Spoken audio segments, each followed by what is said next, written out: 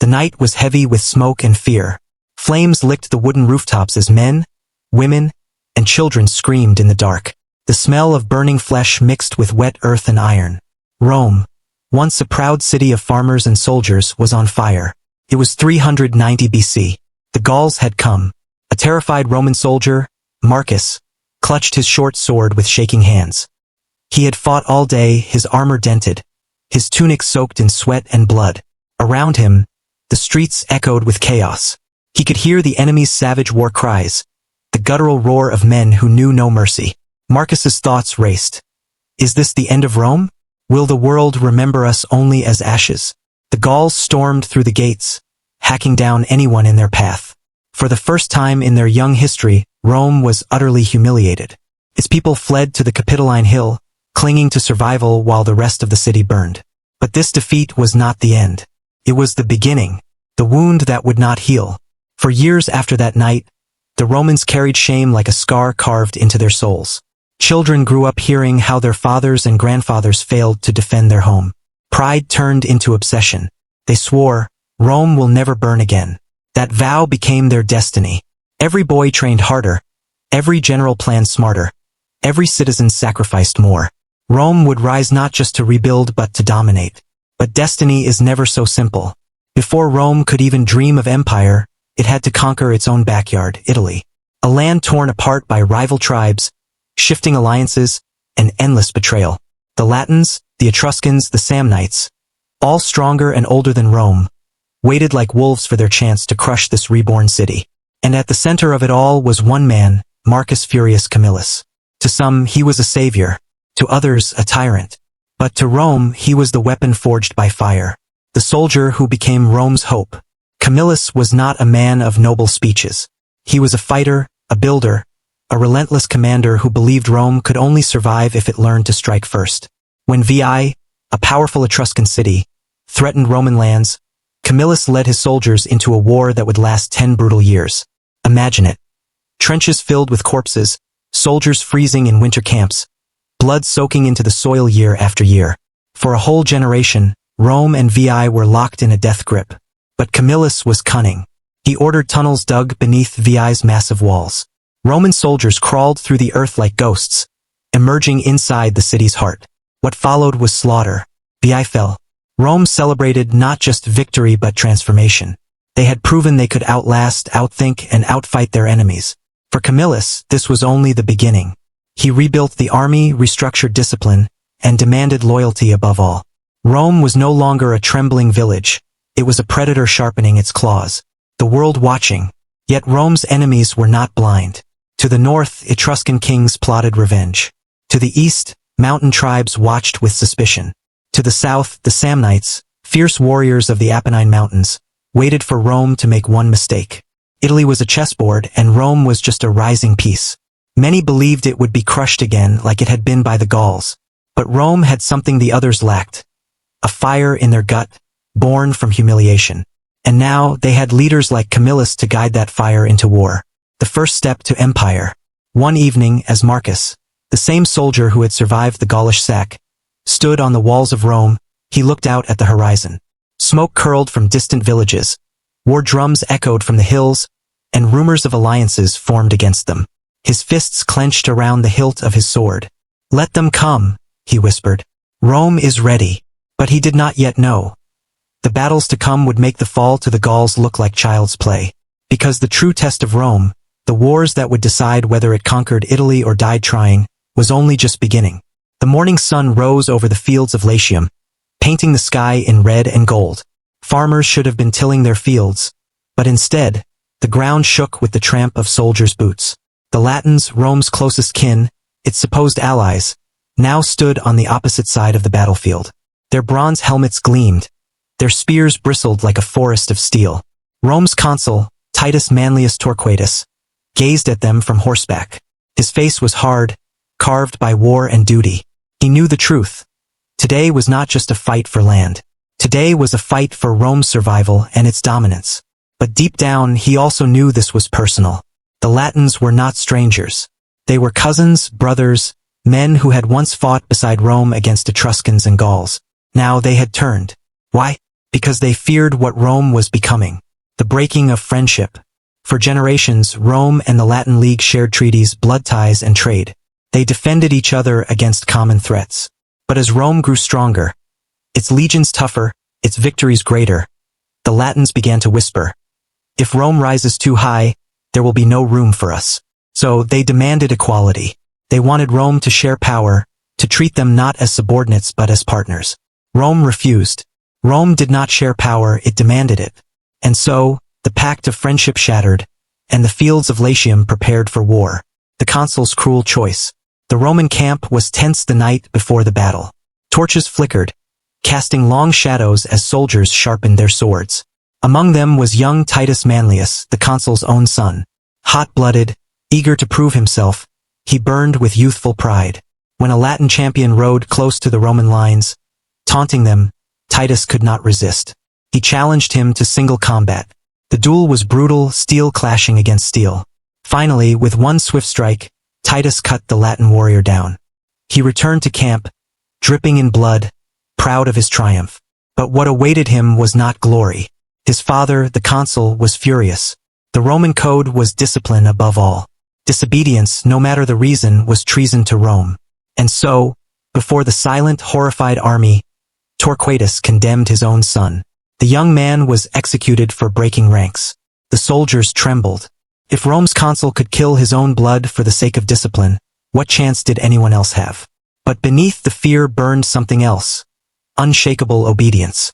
From that day, the Roman army marched with one lesson carved into their hearts. Rome's survival was worth more than family, worth more than mercy. The clash at the Triphanum. The battle came at a place called Triphanum. The Latins marched with courage, their lines steady, their banners fluttering. But the Romans, they fought like men possessed. Each soldier knew the price of disobedience. Each strike of their sword was backed by the weight of iron discipline. The clash was thunderous. Shields slammed, spears snapped. Men screamed as the ground turned to mud with blood. Marcus, the veteran of the Gaulish sack, fought in the front line, his arms numb, his lungs burning. He remembered the flames of Rome, the humiliation, and he vowed never again. At last, the Latin lines broke. Panic spread, men fled, and the Roman legions pressed forward with relentless force. When the dust cleared, the Latins were crushed. Rome's ruthless mercy. After the war, Rome had a choice. Destroy the Latin League completely, or use it. Rome chose wisely. Instead of annihilating them, Rome absorbed them. Some cities were granted partial citizenship, others alliances under Roman terms. The Latins became part of Rome's growing system, a web of control where loyalty was demanded, not requested. This was Rome's genius. Where others destroyed, Rome conquered hearts and laws. Enemies were not just beaten, they were turned into Romans, the shadow of greater wars. But victory over the Latins was only the first step. To the north, the Etruscans still stirred. To the east, mountain tribes sharpened their swords. And to the south, the most dangerous enemy of all waited, the Samnites, fierce warriors of the highlands. They did not fight for politics. They fought for survival. And they would become Rome's deadliest rivals in a series of wars that would last half a century. Hourglass not done cliffhanger for next part. As Rome celebrated its victory, whispers spread of the Samnites preparing to descend from the mountains.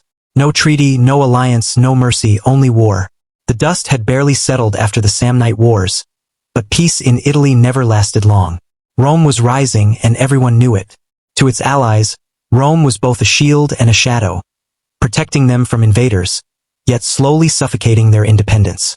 One of Rome's most fragile alliances was with the Latin League, a group of cities that had once fought Rome bitterly, but now stood beside it. For years, they had marched together against common foes.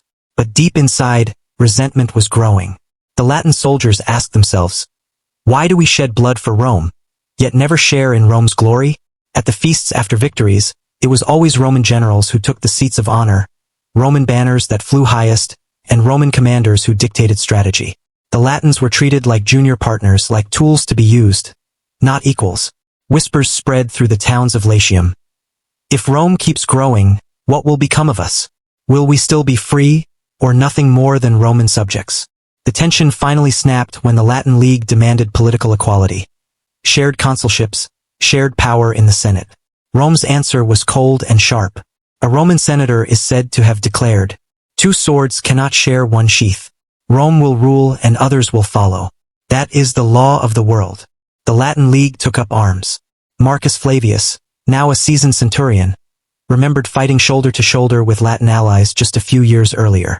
Now he faced them across the battlefield. It was a strange, bitter feeling, to look into the eyes of men who once called you brother, and see only hatred staring back. The battles were fierce, brutal, and deeply personal. Entire villages burned. Former friends skewered each other on spears. The air stank of smoke and betrayal. At one point, Marcus and his cohort stormed a Latin stronghold. Inside, he found an old shield, painted with the crest of a city that had once fought alongside him against mountain raiders. He froze, staring at it. For a moment, memories of laughter around a campfire flashed in his mind. But then the screams outside reminded him. Alliances had turned to ashes. Rome crushed the Latin League. City after city fell. Some resisted to the last breath. Others bent the knee, hoping to avoid annihilation. But here was the brilliance of Rome. Instead of wiping them all out, the Romans offered a strange kind of mercy. Cities were given different levels of citizenship. Some were granted partial rights, others full Roman citizenship. Rome turned enemies into Romans, but only when it suited Rome's interests. It was not forgiveness. It was strategy. Because Rome knew something the Latins had forgotten.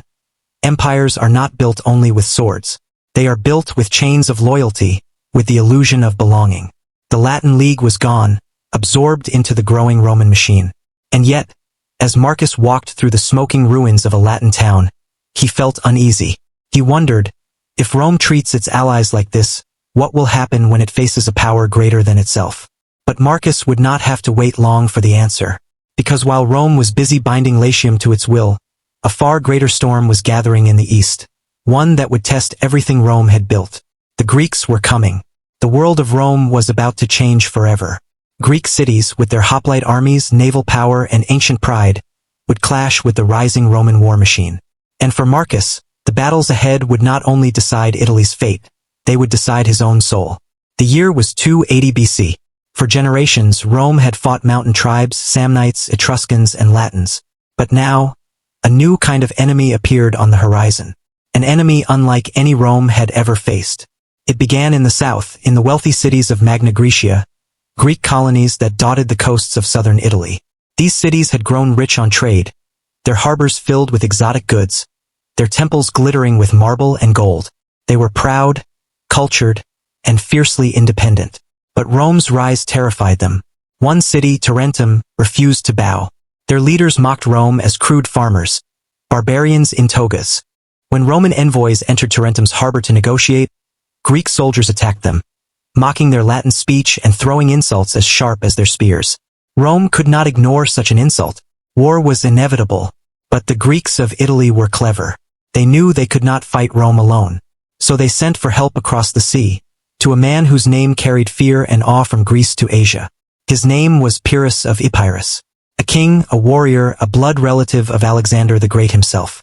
Pyrrhus was said to fight like Achilles reborn, his ambition burning as bright as his sword. He dreamed of carving out his own empire in the west, and Italy was his gateway. When the call for help came from Tarentum, Pyrrhus smiled. "Rome," he said, "is a wolf that must be chained before it devours the world." And so he gathered his army. 20,000 seasoned soldiers, Greek phalanxes with their long spears glinting in the sun, and a secret weapon the Romans had never seen before, war elephants. Huge beasts from the east, towering over men, their tusks armored, their eyes burning with the madness of battle. To the Romans, who had never seen such creatures, they looked like monsters from the underworld. Marcus Flavius, now older, scarred from decades of war, marched south with the legions. The air smelled of salt and olive trees. He had fought Samnites in the mountains, Latins in the plains, but never Greeks. When he first saw Pyrrhus' army across the field, he felt his heart sink. The Greek phalanx stood like a wall of bronze, endless spears bristling in the sun. Behind them, the elephants swayed, trumpeting, the ground trembling beneath their feet. Some of Marcus' men whispered prayers to the gods. Others clenched their swords tighter, their knuckles white. Marcus looked at them and said, "Remember, brothers, they bleed as we bleed. Hold the line." Rome does not bow. The Battle of Heraclea exploded like thunder. The Roman legions charged, shields locked, swords flashing. The Greeks held firm, their spears stabbing in deadly unison. For hours, the armies clashed, neither side yielding. Then, Pyrrhus unleashed his elephants. The beasts thundered forward, crushing men and horses beneath their feet. Their tusks swung like scythes, their trumpets drowning out the screams of the dying. The Roman lines wavered. Soldiers dropped their weapons and fled, some screaming that the gods had sent monsters to punish them. Marcus stood his ground, stabbing at an elephant's leg, his sword barely piercing the thick hide. Blood splattered his face as the beast roared and reared. He was thrown to the ground, the earth shaking as its foot came down inches from his chest. Rome was forced to retreat. Pyrrhus had won, but the cost was high. Thousands of his soldiers lay dead, and his army, though victorious, was exhausted. Pyrrhus looked over the field of corpses and muttered words that would echo through history. If we win one more battle like this, we shall be utterly ruined. It was the birth of a phrase still used today, a Pyrrhic victory. But Pyrrhus did not stop. He pressed forward, dreaming of breaking Rome completely. Yet with every battle Rome rose again. Their spirit was unbreakable. And Marcus Flavius, though battered and bleeding, swore to himself, "We will not yield. Not to Pyrrhus, not to Greece, not to anyone. Rome will endure." Hourglass not done cliffhanger for part 5. Rome had tasted defeat, but it was not broken. Pyrrhus believed he could crush the Republic, but he underestimated the Roman will. What came next would decide not only the fate of Italy, but the destiny of the Roman Empire itself. The world of Rome was about to change forever. Greek cities, with their hoplite armies, naval power, and ancient pride, would clash with the rising Roman war machine. And for Marcus, the battles ahead would not only decide Italy's fate, they would decide his own soul. The fields of Italy still reeked of smoke and blood after Heraclea. Rome had been defeated, but not destroyed. The Senate mourned its dead and braced for the worst. Yet instead of despair, the city crackled with fury. "Rome does not kneel," declared the consuls. "Not to kings, not to Greeks, not to anyone." The message was clear. They would raise new legions and they would fight again. Meanwhile, Pyrrhus marched north, expecting the cities of Italy to rise and greet him as liberator. But instead he found silence. The Latins, the Samnites, even the Etruscans watched cautiously. Rome had beaten them all before, and they knew Rome never stayed down. Still, Pyrrhus pressed on. He marched his army, bronze shields gleaming, elephants trumpeting, into the heart of Italy. Outside a small town called Asculum, the Roman legions awaited him once again. Marcus Flavius, weary but unbroken, stood among them. His scarred face bore the weight of years of war. Around him, the young recruits whispered nervously. "Do you think we can win, sir?" one asked, his voice trembling. Marcus gripped the boy's shoulder. "Rome does not fight for victory. Rome fights because it must. Remember that, and fear will leave you." The Battle of Asculum was even more brutal than Heraclea.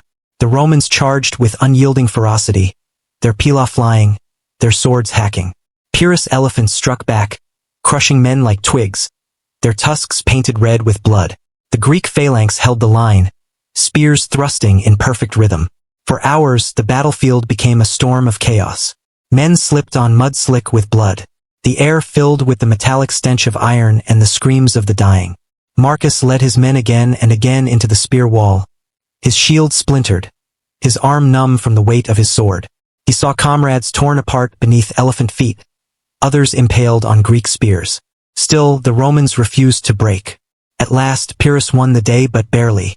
His army was shattered, his elephants wounded, his men too weary to cheer. He looked at the mountain of corpses, both Roman and Greek, and whispered bitterly, "Another victory like this, and I am undone." It was another Pyrrhic victory. Pyrrhus had proven himself a great warrior. But now he realized something terrifying. Rome was not like other enemies. Other nations would beg for peace after such defeats. Rome instead grew stronger. Back in the city, while mothers wept and fathers buried their sons, the Senate raised new armies. The people swore vengeance. Rome had lost battles, but it had not lost its spirit. Pyrrhus tried diplomacy. He sent his advisor, Cineas, to the Senate, offering peace. Cineas promised gold, freedom for the captured, even an alliance. But the Romans listened in silence. Then the elder statesman Appius Claudius, blind with age, was carried into the chamber. His voice shook the walls. Rome does not make peace while foreign kings walk on Italian soil. Tell your master this. Until he leaves Italy, there will be no peace. Only war. The Senate roared in agreement. Cineas returned to Pyrrhus and said, My king, these Romans, they are not men. They are wolves. You may kill thousands, but more will come. They will never stop. And so Pyrrhus' dream began to crumble. He wandered south, seeking allies. He fought more battles, but his army bled away. The Italians would not join him, and Rome's legions hunted him relentlessly. Marcus Flavius survived Asculum, his body broken but his will harder than iron. He told his men, Rome's strength is not in one battle. It is in never surrendering. One day, even kings will learn this truth. Pyrrhus had beaten Rome in battle, but Rome had already won in spirit. What happened next, his final defeat, and Rome's total conquest of Italy, would set the stage for something far greater. The birth of an empire that would rule the world. The smoke of Asculum still clung to Pyrrhus' army as they limped south. Victory tasted like ash. His elephants were scarred, his men weary, and Italy remained stubbornly Roman. In Tarentum, the Greek allies who had once welcomed him with open arms now muttered in doubt. He bleeds as much as the Romans, they whispered. Perhaps he is not the savior we hoped for. Pyrrhus felt it too. His dream of carving out an empire in Italy was slipping through his hands. The invincible king had discovered an enemy unlike any he had ever faced. Meanwhile, in Rome, the funerals of fallen soldiers filled the city streets. Mothers mourned, fathers stood in grim silence, but beneath the grief pulsed something far greater, defiance. Marcus Flavius, battered but alive, stood before a new legion of recruits. His scars gleamed in the torchlight as he spoke. You have heard the stories. You have seen our dead. But know this, Rome does not fight for kings, nor for gold. Rome fights for Rome. And as long as one Roman can lift a sword, this city will never bow. The young men cheered, and the sound rolled through the forum like thunder. Pyrrhus tried one last gamble. In 275 BC, he met Rome at the Battle of Beneventum. It began at dawn, in thick mist that clung to the hills. The Romans advanced, disciplined as ever, shields locked, pila ready. Pyrrhus unleashed his elephants, hoping to crush their lines once again. But this time, the Romans were ready. Trumpets blared. Flaming spears and arrows flew, searing the elephants' hides. Panic rippled through the beasts. They turned wild, crashing back into Pyrrhus' own men. Chaos tore through the Greek ranks. Marcus Flavius, leading his cohort, shouted, Forward! Rome does not fear beasts. Rome is the beast. The legions surged. Steel clashed. Men screamed. And by sunset, the proud king of Epirus was retreating. It was the final blow. Pyrrhus, broken and disillusioned, abandoned Italy. As he sailed away, he muttered bitterly, What a battlefield I leave behind for Carthage and Rome to fight over. His words would prove prophetic. Rome stood victorious. For the first time, the entire Italian peninsula lay beneath its banner. The Samnites, the Latins, the Etruscans, the Greeks all bowed to Rome. In the forum, the Senate proclaimed, Italy is one. Rome is its master. The people erupted in celebration. Bells rang, fires burned, and triumph filled the air. Yet beneath the joy, a whisper stirred. If we can conquer Italy, what else can we conquer? Marcus Flavius walked home through the streets, his armor dented, his body weary. Children ran beside him, calling him a hero. He looked up at the Capitoline Hill, where the temples gleamed in the evening sun, and thought, This is only the beginning. Today, Italy. Tomorrow, the world. Rome's conquest of Italy was not just a military triumph. It was the birth of a power unlike any the world had seen.